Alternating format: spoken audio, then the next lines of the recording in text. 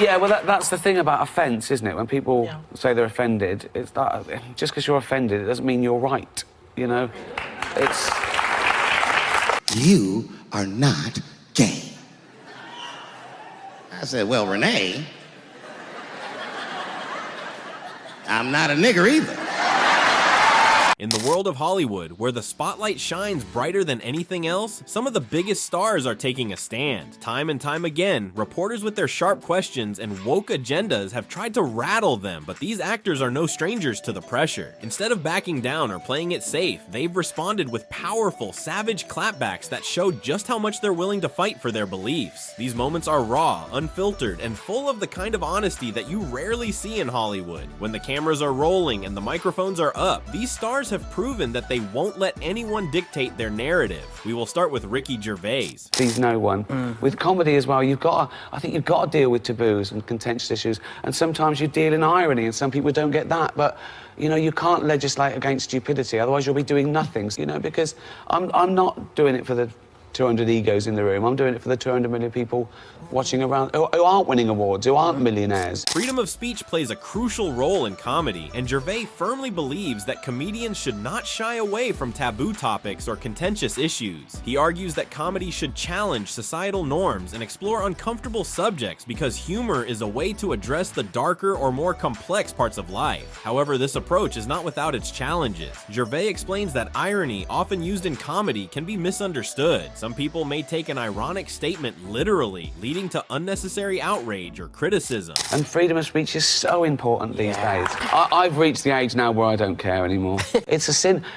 Not to joke about all the bad things, that's a waste, because that's exactly what we should joke about. Despite these challenges, Gervais stresses the importance of tackling difficult topics through humor. He views it as a moral duty to joke about bad things, arguing that ignoring them is a missed opportunity for reflection and discussion. For him, comedy is not about catering to the egos of a select audience, but about connecting with a broader public, often by shedding light on universal truths or societal hypocrisies. Humor, he suggests, is a powerful tool to confront and question the world around us, even if it makes some people uncomfortable along the way. The worst thing is, the in charge do what they want. And you know what, I can, you know, I see all these people saying all the parties they were having and what all the stuff they were doing, and people saying, you know, that was the day I couldn't see my mum in hospital, or I couldn't go to my dad's funeral. Ricky Gervais doesn't hold back when it comes to calling out the hypocrisy of politicians, particularly during crises like the COVID-19 pandemic. He highlights the glaring double standards of those in power, pointing out how they acted irresponsibly while imposing strict rules on everyone else. And because the people in charge, the posh, privileged people in charge, were acting like Charlie Sheen. I mean, really rubbing salt in the wound. And as I say, I don't get political, but they're all shit. For example, Gervais mentions how many politicians were caught attending parties and gatherings during lockdowns, a time when ordinary people were making heartbreaking sacrifices such as missing their loved ones' funerals or being unable to visit them in hospitals. These actions, Gervais suggests, were a blatant slap in the face to the public, showcasing a lack of empathy and a sense of entitlement among the privileged. By comparing their behavior to that of Charlie Sheen, he humorously underscores how out of touch these leaders are with the struggles of everyday citizens. Now let's see what Dave Chappelle think about woke. Anything the T's say gets on everybody's nerves. And then the T's don't even say anything bad. They should be in the back talking to himself. Dave Chappelle, a name that has never been shy of controversy, is once again shaking things up. In his latest stand-up special, he takes direct aim at woke's culture, unapologetically tearing into what he sees as the dangerous rise of political correctness. His words, blunt, raw, and impossible to ignore, but the backlash is fierce. Hollywood, the very industry that once embraced him, is now furious. As Chappelle pushes the boundaries of comedy and free speech, the question remains, will his bold stance ignite a firestorm or spark a much-needed conversation? And she said, because, David, you are not gay. I said, well, Renee, I'm not a nigger either.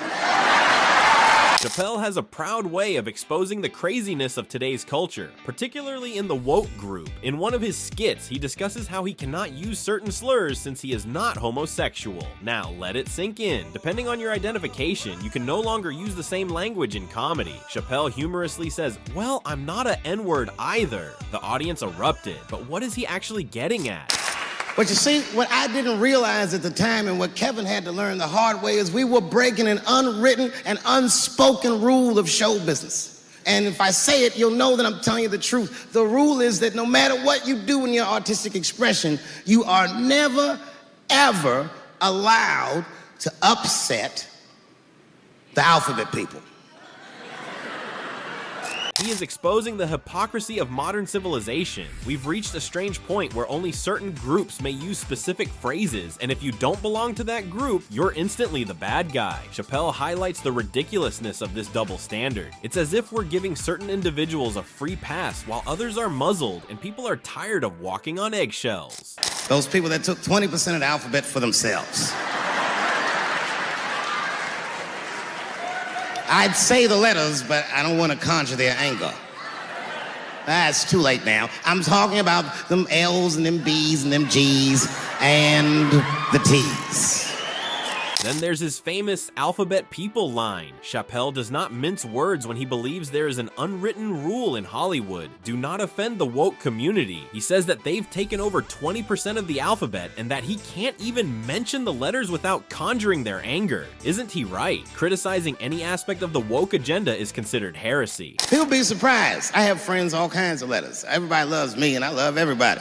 I got friends who are L's, I got friends who are B's, and I got friends who are G's. But the T's hate my fucking guts. Chappelle lays up something that no one likes to admit. The woke community is not a cohesive, united bunch. The L's dislike the G's. The G's make fun of the B's, and everyone has an issue with the T's. But guess what? When you bring it up, you're characterized as a bigot, homophobic, transphobic, or worse. I'm a great believer that artists should never apologize for their art. Comedy is a tricky business. It thrives on making people laugh, but in doing so, it often pokes at the things we hold dear, the things we argue about, or the things we'd rather not admit. Rowan Atkinson takes us on a journey through the state of comedy today, its purpose, and its ever-changing role in a world that seems to take offense at the drop of a hat. Next up, we have Rowan Atkinson. In a recent interview you gave with the Irish Times, you said, "Comedy's job is to offend," and it seems nowadays people are very careful about what they joke about. Do you worry about where comedy is going?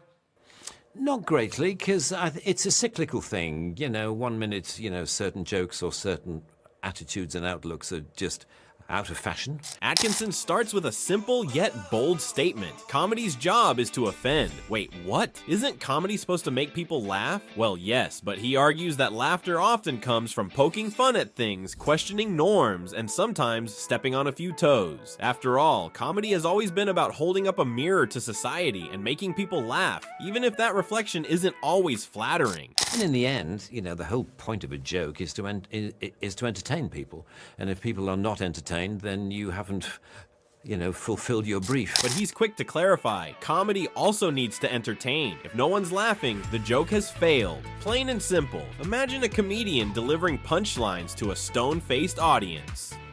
Awkward, right? Atkinson's point here is that jokes don't exist in a vacuum. They need to land with the audience. If they don't, well, maybe the comedian needs to rethink their material.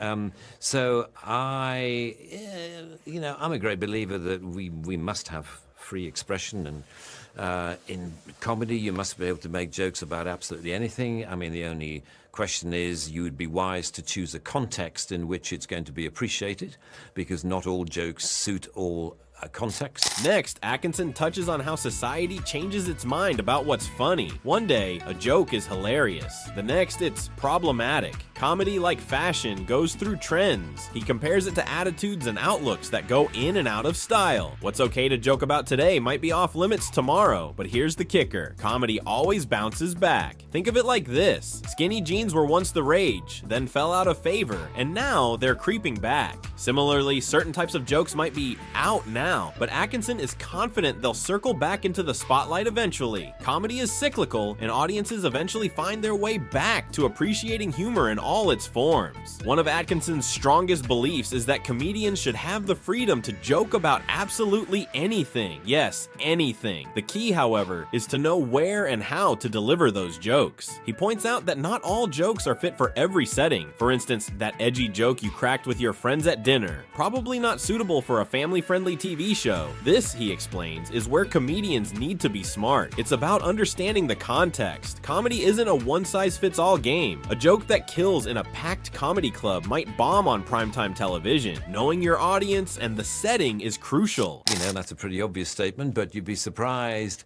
how people like to abuse the context of comedy. And people often say, you know, did you hear that joke that comedian said in that Netflix special? You know, did you think that was right or wrong? And all I say is, I wasn't there.